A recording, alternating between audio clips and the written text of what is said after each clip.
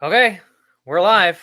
Hello and welcome, everybody. You're not used to hearing my voice up top. This is the Happy Foot, Sad Foot LAFC post game reaction. The only LAFC post game reaction where the two hosts decide, nah, I can't be bothered. And instead, they have me host the show. But I'm actually happy they have because it gives me great pleasure to welcome in my co host from Defenders of the Bank. You know him, you love him.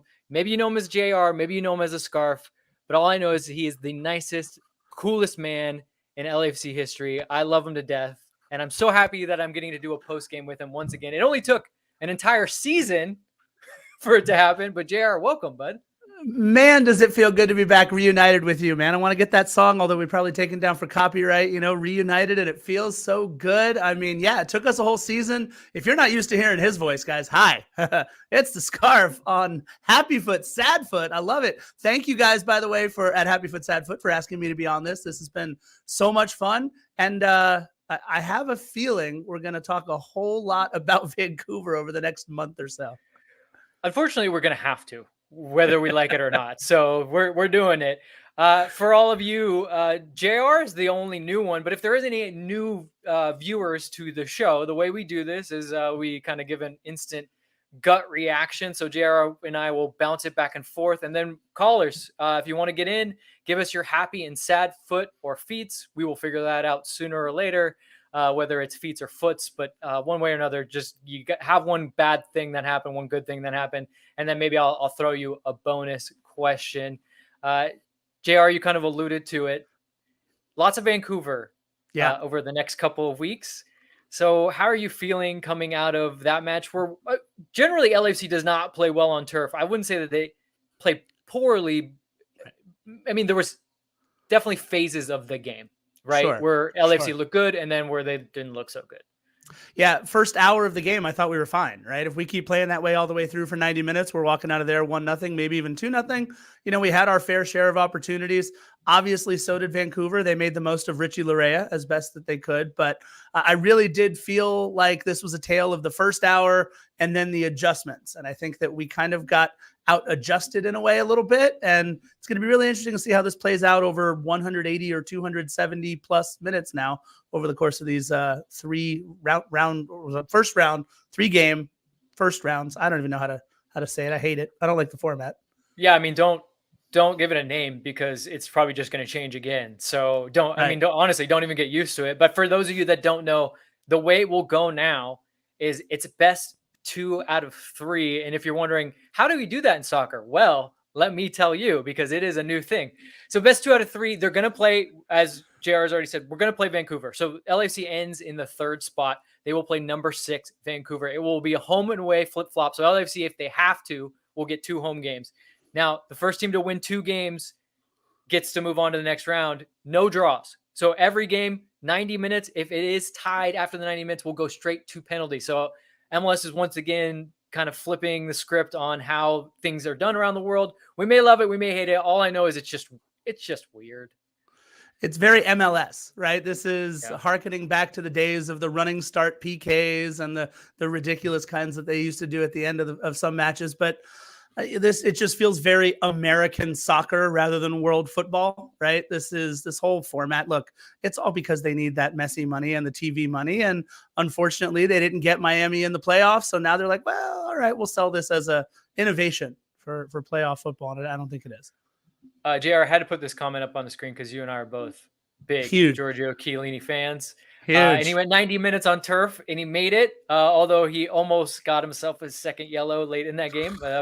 That was scary because it would have actually carried over if you get a red card. He would have missed the first game, which would have been horrible. How do you feel about Giorgio playing on turf? Actually, not just Giorgio. Leo Messi played on. Everyone's going to hate me. They're like, Vince, don't be MLS and bring up Messi just to cram him in. But I got to say, it is interesting that both on the last day of the season started and played on turf. Yeah, Messi is the Taylor Swift of MLS, right? We got to find a way to put her in at some point. Look, I guess I have to change my happy foot because that was going to be my happy foot, but we'll talk about it now. Why not? Giorgio, go for it. 90 minutes on turf. And by the way, looked like Giorgio. Had a great game. I thought he was once again, everything that we have come to expect from Giorgio Chiellini. We talked about this on our last Defenders of the Bank, One More Sleep, that we thought for sure no Giorgio Chiellini in the 18. So the fact that he was even in the 18 and then played a full 90 and looked very, very good doing so, aside from the yellow card and then, getting a little upset. Giorgio's getting a little older. I think he's getting a little upset at these referees, these MLS referees in the end, but a great thing to see 90 minutes from Giorgio. It means, look, here's the other thing I think, Vince. This could mean that this is the farewell tour for Giorgio Chiellini. He's just going to leave it all out on the pitch, and we're going to see him play on turf in Vancouver once again. And however long these playoffs go for us, could be the final ride off into the sunset for Giorgio. Yeah, I don't think you're surprising anyone. I mean, for all those that are maybe like, what, Giorgio might not play? I mean, the guy's 39. He's right. My age. He's both of our ages, actually. Yeah. So, I mean, I think you're right. There probably is. But like you said, you guys talked about it on Defenders of the Bank before the match. You didn't think he'd be in the 18. So what do you think it said that he was? Like, what message is, and not just in the 18, as we said, started the match. Yeah. So what do you think the message was from Steve there? The message is clear, right? That first of all, the message from Giorgio is that I'm all in. We're going as far as we need to, and I'll be there for every minute if I can. But the message from Steve was go out and try to win this thing. And if not, we at least show them a little bit of our back line and how good we are. I think you take Richie Larea out of this game, we'll talk about it later, then I think it's a totally different match. But Giorgio was as good as he needed to be. So was Murillo, by the way. But I think that it really showed. They mentioned it right on the broadcast. That was probably our best 11. Maybe Kellen, you can talk about a little bit in the midfield, but that was probably our best 11 and our most dynamic 11 to start a match. So I think what we saw was us putting our best foot forward, and that includes Giorgio for 90 minutes on turf. I'll take it. Yeah. I mean, I like that 11 a lot. I think that Kellen does add. I mean, this is a good conversation to have. Like, is that the best 11? I do. I mean, you haven't, this is your first one being on this one with us, but I've been the consummate Aaron Long defender for everybody. So everyone in the chat can call me out. And look, for what Aaron does, he's great at what he does. But when you add Murillo has kind of the same physicality, but has like a slightly higher level in passing. And I think we saw that the way that they built with Ilie not having to drop back so much and just relying on the center backs, it's a different dynamic. And I like that from LAFC, because I personally don't love when Ilie splits the center backs, because then you just take out a guy that can handle the ball in tight spaces and you just move them further away from the goal. And that's for me, it's just not a good thing. So I think that definitely is. And then, but I love Kellen. I just feel like you need Kellen to kind of balance that midfield with the amount of running he does. And I think we saw there's another level to Kellen in the playoffs, as we saw last playoffs, because Kellen last season was a very good player, but in the playoffs, it was a whole nother level. I'm going to hot take it for a minute, though. I actually think Kellen has been this year's version of Latif Blessing for us last year, in that you look at his stat sheet, the back of his Topps baseball card. He has as many assists and goals this year, Vince, as you and I do. He has 0 assists, 0 goals, no contributions in that way from Kellen Acosta, a guy who's asked to take a lot of free kicks, a guy who's asked to take a lot of set pieces. So I don't know. I think as much as I love what Kellen brings to the table, he's still a U.S. men's national team caliber midfielder whose set pieces are on fire. But I think this season, what Steve has asked him to do, I think a guy like Timothy Tillman can be a little bit more productive in the different ways that he impacts the game versus what Kellen Acosta has been over the course of this season. All right, I'm going to bring in our first caller, JR. And before I bring him in, we warned you that there might be some nudity on this show. Oh, boy. Don't worry, because it's not going to happen today. I was going to say, there weren't 4 goals. I was told the rules. There had to be 4. How upset are we? I'm going to call you Senior Two Nips. How upset are we that we are not going to be having any full frontal nudity on this show? I'm actually at work right now. I was fully prepared to go topless and get fired from my job. Wow. So maybe it's okay. Well, I would say from my end, not just because I'm not a huge fan of full frontal male nudity. I would rather, though, you have a job. So as someone that does not have one, although I will tell you the free time, excellent. The pay is horrible, though. So I'm glad you're keeping your job. But get in there. What's what do we take away from this? What are the happy feets, happy foots? What do you have any? What is Well, the sad? Well, just real quick, I wanted to give you guys your flowers. You've been around the LAFC space for a really long time. I don't know if you heard, but on the broadcast, they mentioned if someone was crazy enough to drive from LA, and we got someone right there This is true. who actually did that. Yes, sir. Yes, sir. Yeah, but no, just love you guys. Thanks, dude. I guess Sadfoot. I thought Canadians were supposed to be nice, except for when they're breaking people's legs in MLS Cup finals. Why? What was up with that? I don't know. It definitely. I mean, I guess they kept saying it on the broadcast, right? It's the classic cliche. This really has a playoff atmosphere to it. But I don't. Yeah, it felt different though. Like it was game. It was more gamesmanship. I don't think they necessarily wanted to like hurt LAFC players. I just think that they knew that they got one over on the referee, and they were like, "This guy's gonna let us do whatever we want," and they just went for it. And he bought it hook, line, and sinker.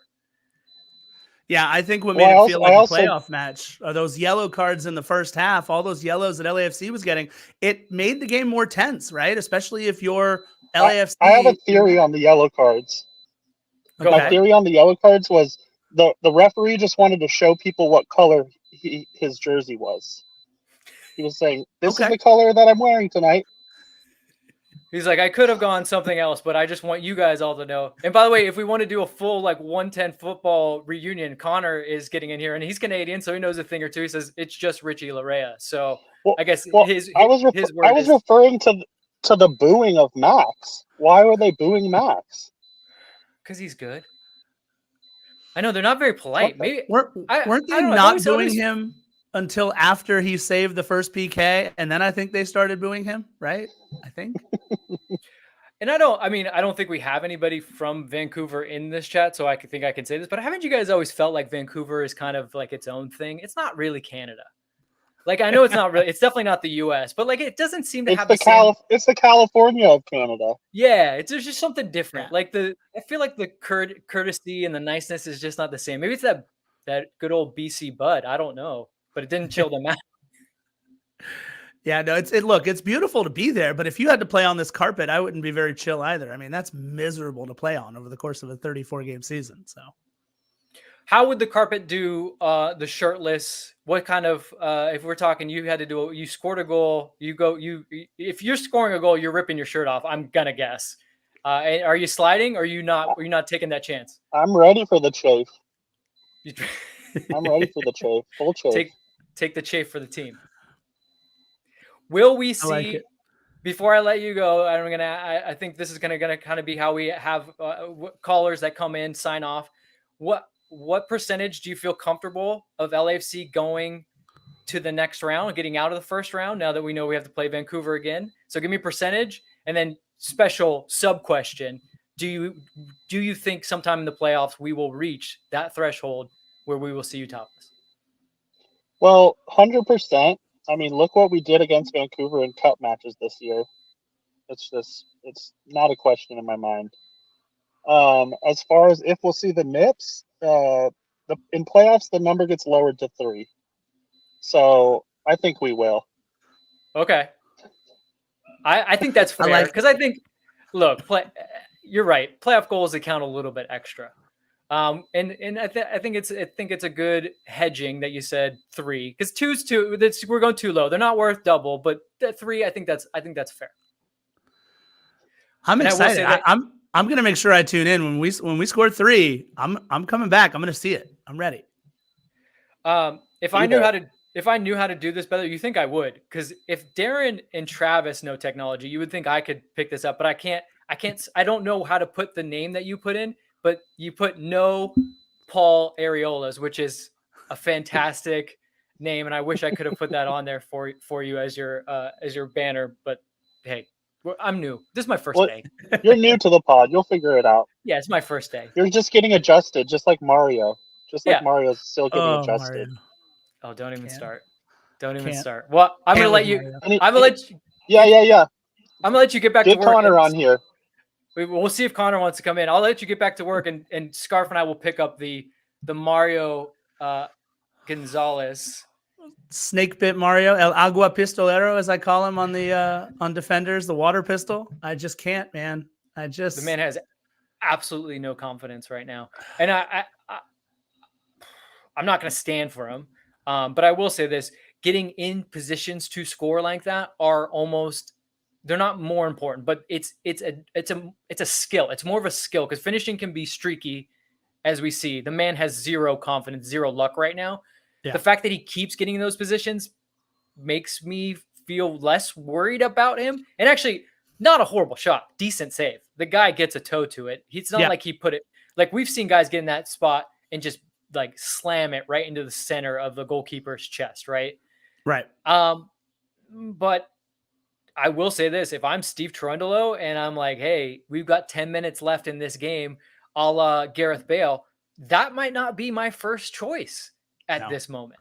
In fact, look at what Fufu did in limited minutes as well. I mean, look, he is a freight train full speed ahead, and his first touch is a hot mess sometimes, but he created 2 chances like back to back right away. And there's more dynamism, I think, in the way that he creates those chances too. Maybe it's the fact that he's a little younger. Maybe it's the fact that he's playing a little more out of control than Mario certainly is. But I think he scored twice within 6 minutes of coming on this season as well. Krostev has. So look, as much as Mario was brought in to be that weapon off the bench, or maybe even he wasn't, maybe he was supposed to be where Kike has been for these last few matches. But I agree. I'm bringing in Krostev off the bench before I'm bringing in Mario Gonzalez.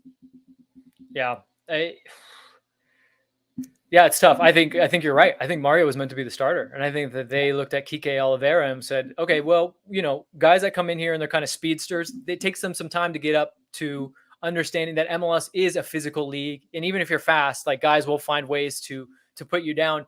And Oliveira, I mean, I have to say, I'm really surprised. I never thought he was Brian Rodriguez 2.0. I thought he had a little bit more to his game in terms of end product. But the fact that he's picked up some of the nuances a lot better really surprises me. And I agree with you. It's shocking that a guy that's as seasoned around the world as Mario hasn't been able to get. But I would say this: he only seems to be thrust into those pivotal moments where it's like either you score and we love you, or you don't. So it's like we are kind of grading him on a scale of that, which is, we don't do that with most players. I will say this: I agree with Jacob Contreras here on Fufu. For sure. You got to pass. There was that one where he did not his first chance pass. Yeah. And as much as I love that he drives and he asks questions of the defense, that play made me wonder why he, not wonder why, maybe start to think, okay, maybe there is something that we're missing in training, and the reason why he hasn't played as much as, let's say, a Bogusz or somebody else that gets more time. Right. I mean, look, he scored the goal last game, right? And I felt like he should have absolutely passed it in that situation. He had Denis wide open on the left-hand side. Golden boot notwithstanding, I just think the better play was for him to pass it. But he, again, was selfish there. And I think that's good. Jason, we talk about that on the podcast on Defenders all the time, too. I only put this up because I don't want to step on your point, but just for Jason, like, only now developing it. I mean, Cheeky might as well change his name to Chippy. Right? Maybe does Cheeky? No, I know it doesn't mean chippy in Spanish, but it would be funny if it did.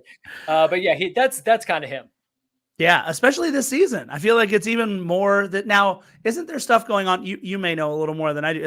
Wasn't there stuff, or isn't there stuff going on off the pitch with Cheeky and like family stuff or visas or something that would cause him to be a little more pissed off?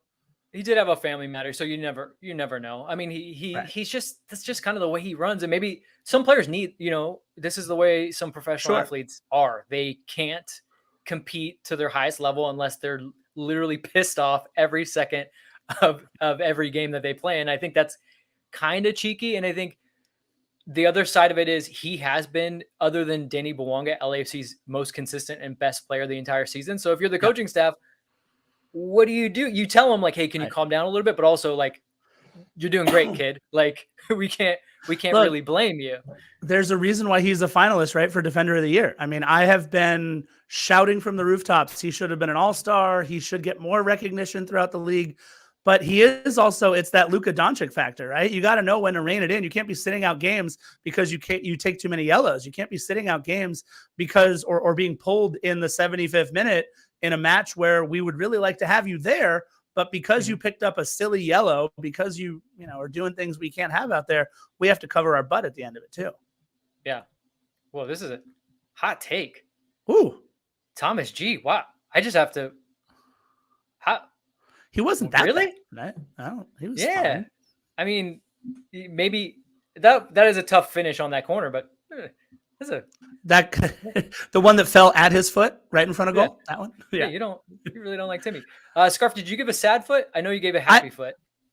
Look, my sad foot is it was going to be, God, it's so funny. We bring up my happy foot right before you asked me about a happy foot. Now it was Cheeky Palacios, but my other sad foot is that we didn't get to see the blowout that I thought we were going to see going into this. And I think that would have changed the matchup a little bit. So we don't have to sit here and talk about Vancouver and talk about BC Place and the terrible carpet and worry about Giorgio and others for 90 minutes while we're there. I mean, you imagine when Cheeky went down, right? And he was down for a little bit. I was like, oh God, just don't let it be turf related. Just don't let it be. If it's within the game, that's fine. But the last thing that you want to see, especially on a club that has aspirations and the talent to repeat, you don't want to see an injury happen on turf.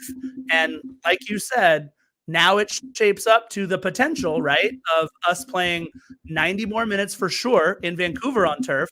And then if we win in our second or third game, as we get past the first round, it shapes up to 90 minutes at Lumen Field on turf. And I think the sad foot for me is that we didn't handle our business, take care of the number 2 spot, and have people coming through BMO until we have to play St. Louis, if they even make it that far. Yeah, lots of turf coming up in LAFC's future. It looks like, because I don't foresee a world in which Seattle isn't able to pull it out against Dallas. I like Dallas's style and their approach, but Seattle's just so seasoned, and I think they can be a bit naive against teams like a Seattle that can really do damage. So I agree with you. I think my happy foot, I really liked the play that led to the goal. I talked a little bit about Ilie not dropping between the center backs so much. Yeah. And because of that, I think he has found his way back to playing the way we saw him play more last season and parts of this season, where he's just reading the game. He's almost like a center fielder out there. He's just in space, and he steps into that passing lane, and then he just knows immediately what's in front of him, where the ball needs to go. I love seeing plays like that. I love that. That's the direct LAFC that I love. Look, there's times when you can play it from front to back really quick. You could go over the top. But that ball that you have to send over the top from front to back has to be so precise and so perfect. Now, when you win the ball in midfield and go direct, that's when you can really cause some damage. Oddly enough, Bouanga still had a lot to do there. He had 3 guys ahead of him, but getting that ball out in front right away, it didn't allow the opposition to really set up. Bouanga, one move, creates the angle, score. So I love that. Honorable mention, and a lot of people have been pointing it out, Maxime Crepeau was very good in this game. And it's very nice to see him save a penalty. Not saying that he couldn't, but we always think of the other goalkeeper, John McCarthy, as the penalty saver. And if it does come down to it, I feel very comfortable if we have to have him, because I think we're going to see shootout. Like, they've naturally put in more shootouts, right? Like, this is what we get, is more shootouts. So I'm very happy about that. I think Sadfoot, we've already kind of touched on it. Just, I would have liked, if Mario puts that away. That's the thing too. Mario puts that away. What are we all thinking about him? He's back, baby. He figured it out. Finally. It doesn't matter. Right? He figured it out. We don't talk about the fact that he makes the run or anything like that. We just say he scored and he's back. So but that's the world he lives in. And look, if anybody knows, he knows that that's the world that he lives in. Yep. He's going to be judged by whether he scores or not, at least from us, at least from the fans. Now the front office may do some things differently, but that's going to he's going to live or die by that. And we've got someone else. I'm going to come. Go ahead with your point. I'm going to bring in Jacob. I was just saying he is wearing a number 9 on the back of that kit. So that's, he knows the drill. Yeah. When you ask for that number mid-season, it was open, but when you ask for it, you got to back it up. Jacob, welcome to the show. Thank you. you know the drill. You're Yes. happy and sad foot. You can choose which way you want to go first, but what do you got for us? Ooh, I think for my happy foot, it definitely has to be Max Kerpo being that villain for LAFC, and I think it's also happy foot for him beating those allegations for not being a penalty stopper. I mean, the guy blocked the first one. I know he didn't technically block the second one, but he gets the right angle. I mean, that's pretty huge. He was also definitely in Gold's head, right? Like He was gamesmanship. squirting the bottle at him, commenting back at everybody in the background, and I think he was just on fire. It was great to see. I wish we won to kind of cap that off and be like, you know what, he saved us in the game. Sadfoot, I think, is definitely Bogush. I feel like he's getting in the right spots, and he's just sometimes the people around him aren't moving in the correct spots for him to pass those balls, because I feel like he has great vision, but I feel like no one else is responding to his movements, and it's just like he's just looking around, okay, where should I go? I think that's definitely my sad foot. And also, I just feel like the playoffs is going to be hard if Bouanga is not there to help us save the game. So I have two sad foots. Those are definitely my two sad foots. So it's less bogus is what you're saying. You're not happy with the off the ball runs. Correct. Yeah. Okay. Seems a little too I just sad. feel like he's doing so much, but like no one else is helping surround, like giving him those wide angles he can pass through or anything like that. I just feel like he deserves more from everyone else. Mm-hmm. I think that's fair. I think for the first hour, LAFC was very good, unmarking themselves and giving angles for passing. And then it did seem to start to get a little static where it was guys just kind of waiting for the game to come to them. And I think that's where Vancouver really stepped it up a notch. And then that's when the game kind of turned.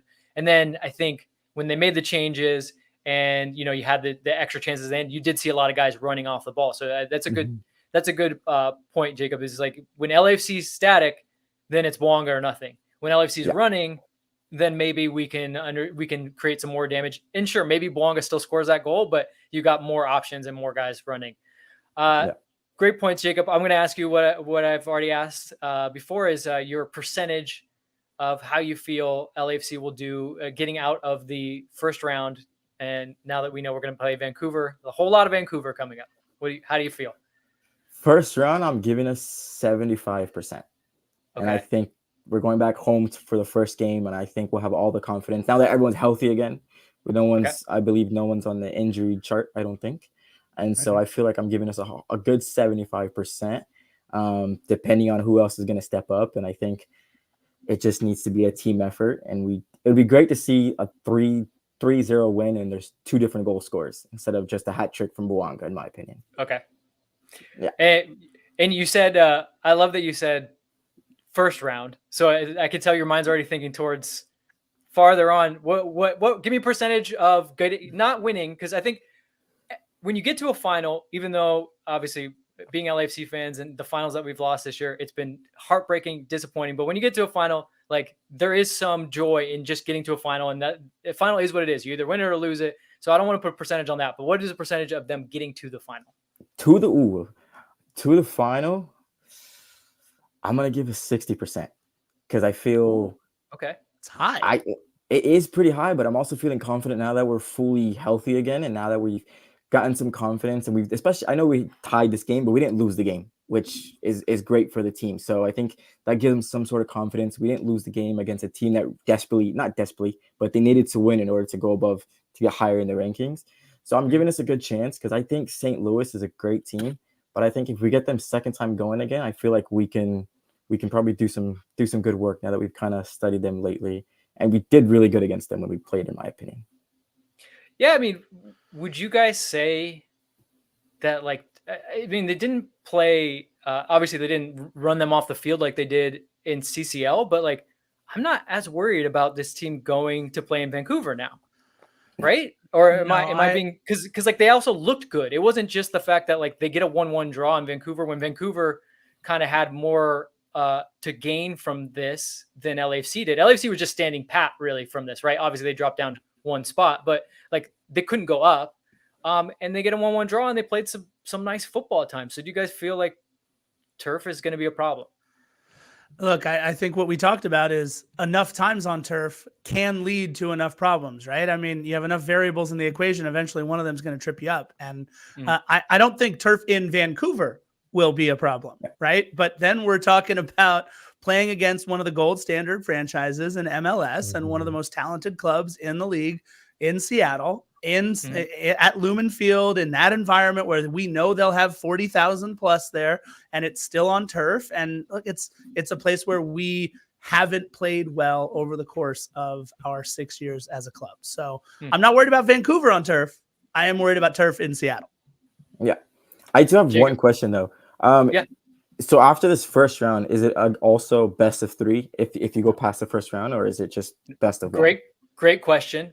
Everything goes to best of 1 after that because they just love to do weird things. So to JR's point, if it is in fact Seattle, there's no coming back from that, right? There's no like, okay, well, if we lose the game on turf, we just got to win the next 2. No, it's done. So that is where turf does get a little bit risky for LAFC. But hey, Portland crashed out, so at least there's one of the turf teams gone. Not that we were going to end up playing them anyways. Right. But I want to thank you, Jacob. Thanks for hopping on. It's always great to chat with you. Thank you for the points. And a lot of people are agreeing with you. I had Thomas G say 75% is solid. So there's some optimism out there. All right. Well, thank you guys for having me. You guys are amazing. Thanks, dude. Cheers. Ooh. All right. So he brought up something interesting. Yeah. Is LAFC still Denis or bust? I mean, today didn't help the argument, right?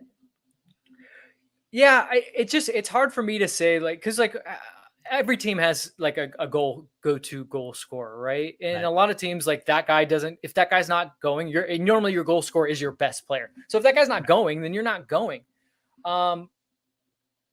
He's just so dominant. He's so like what we say, and this is an NBA term that has now come over to soccer, is usage. Like, he uses the ball. And when I say that, is like the play ends one way or another with him. Usually it's either a shot on a goal or a corner kick, something like that. But like when he gets the ball and he gets possessions, the ball normally is going to end some way or another with him. Right. And that's just his style. So in a lot of ways, he forces that, right? Because he's not going to play make. So when he gets the ball on his foot, and LAFC, I don't think LAFC, but from that perspective, that's where I'm saying I don't feel like it's him or bust, because I don't think that LAFC is looking to feed him the way, say, in 2019 when Carlos was going for the goals record. It was like, just pass the ball to Carlos, even though we had Diego Rossi on one side. Right. It felt like everything was going through Carlos. It doesn't quite feel like that, but I would say in terms of like who has that cutting edge and that extra level, he might be Denis or bust in that way. And I feel like he is becoming even a better playmaker. I mean, we're talking about the Mario G save, right? It's off of a Denis beautiful through ball, if I remember correctly, right? So Denis even making, sometimes he's a little too unselfish himself. I think he made a pass to Nathan Ordaz a couple of games ago towards the 90th minute. And you're like, no, you're our guy. You shoot that, right? So you're kind of damned if you do, damned if you don't on that aspect if you're Denis Bouanga. But man, you know what though? Golden Boot. That's 3 guys in 6 years. Carlos Vela. Oh, we haven't even talked about that. How cool, right? Is that? I mean, he'll be the first to say it doesn't matter if you don't win the MLS Cup and all this, but you know what? He has pride, right? I mean, he wanted to win this thing, and he wound up winning it going away, right? I think 20-17 was the margin. He had in style. I mean, Acosta, 6 goals in his last 3 games. Like, he literally came out of nowhere in this. Whereas when he got to the last day, guys were like, well, maybe I could put a hat trick together.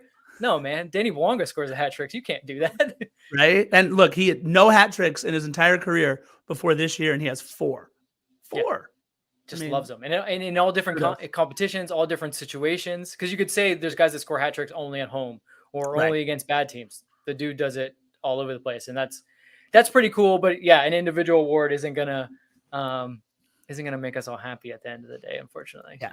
Especially if that's all we have to show for the season, playing in the finals that we had a chance to play for and everything else. It's going to be frustrating. And also, I just don't think, I don't think he's going to get the MVP from all of this. No. I mean, because he gets the Golden Boot, he definitely doesn't get the MVP. Yeah. All right. Is there any comments in here? We're kind of winding down. If anyone else wants to jump in, I threw the link in there, but I think we've kind of covered it. Do you want to talk? I mean, I would talk more about who we're playing next. Like, I'd talk more about the playoffs, but we literally just played them. So everything that we've talked about is going to be similar to the game. I guess the one wild card for me, and they brought it up a little bit in the commentary of this game, is Kubas. He's a very good 6 for them. Berhalter not even close to his level. Right. That does change the complexion of, because they were very cagey even at home. I think because they felt like they didn't want to open up quite as much. If he's healthy, although he's coming back from a dislocated shoulder and a rib injury, that's probably all part of that. So even if he's back, I'm sure there's some pain.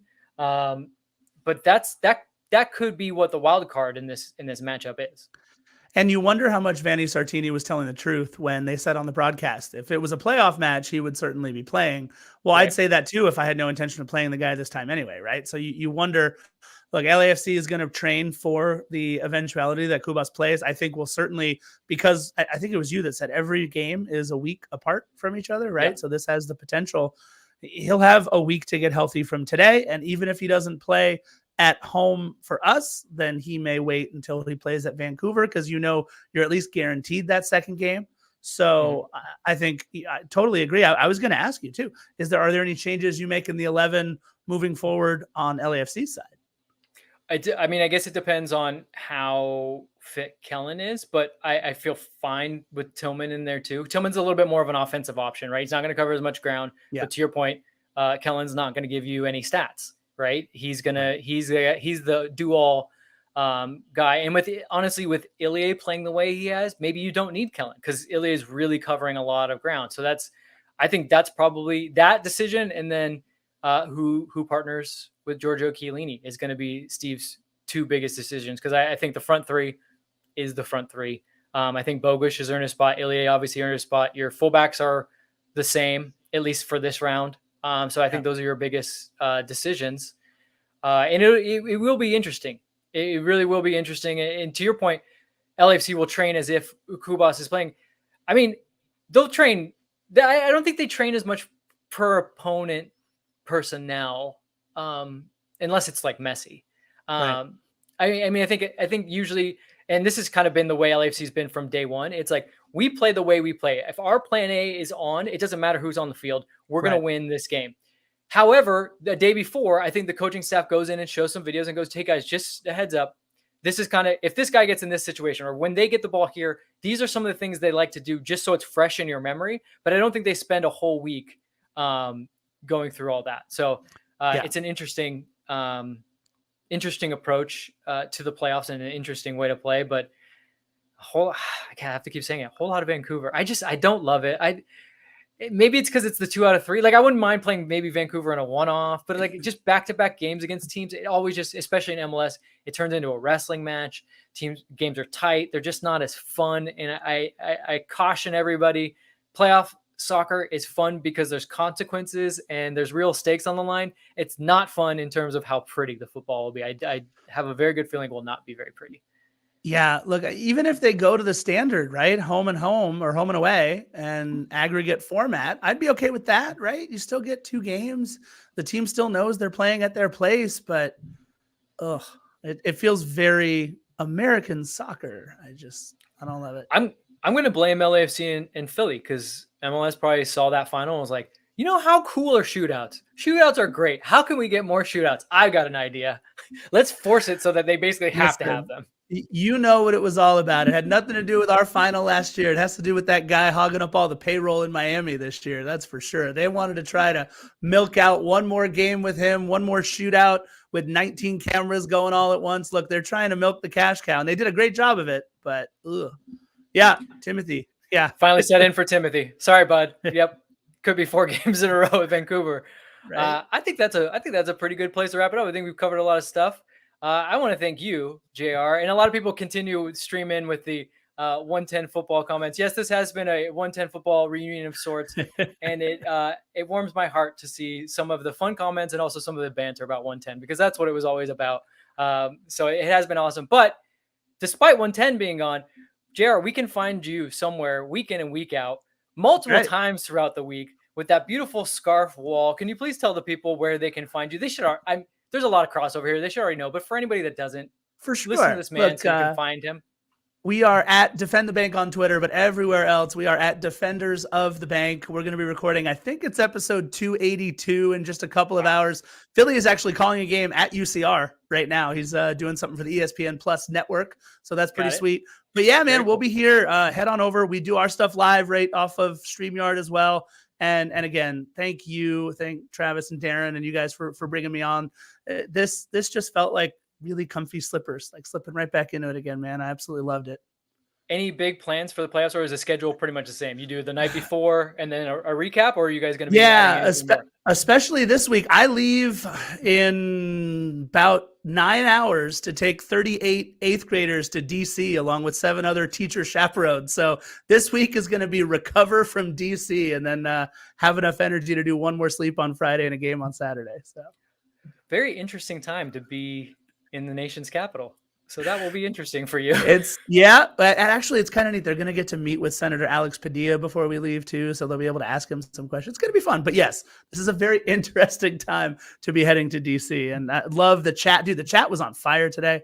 I love you guys. The chat was on fire. A lot of good comments. Actually, I was surprised. I thought there was going to be a little more like the sky's falling, but people were very level-headed and had some very good takes. So yeah, I do like Raven of the Week, just a little bit above there, who said, yeah, we were rested, started our strongest 11, scored first, and still couldn't win. I'm not thrilled. Same. I hear you. Yeah. I think that could be, I think Raven of the Week just wrote my takeaways. There you go. Done. Can I just copy and paste these? I don't even need to write anything more. That's summed it up in a nutshell. Well, Darren and Travis, I think will be back at some point. They're in a secret location, holed up in some kind of bunker, probably just trying to not put any, worries on the playoffs. Maybe maybe this is just their preparation for the playoffs. I don't know. They're interesting people, but they should be back and we will be back. But as you've heard from JR, also make sure there's going to be plenty of content for you between Defenders of the Bank, from Happy Foot, Sad Foot, all the podcasts. There's too many to name. Heart of LAFC, Shoulder, everybody out there. And if I didn't name you, I apologize. There's new ones that literally pop up like every week. So it's very awesome. We are much loved here in the LAFC community. And I love all of you for coming on. Thanks for all of our callers that came on. Well, JR, we like to sign off. I say we, but this is really a Darren and Travis thing. We love to say, love you, bye. So I will say, love you, bye. Bye. Bye. Bye. Love you. Bye.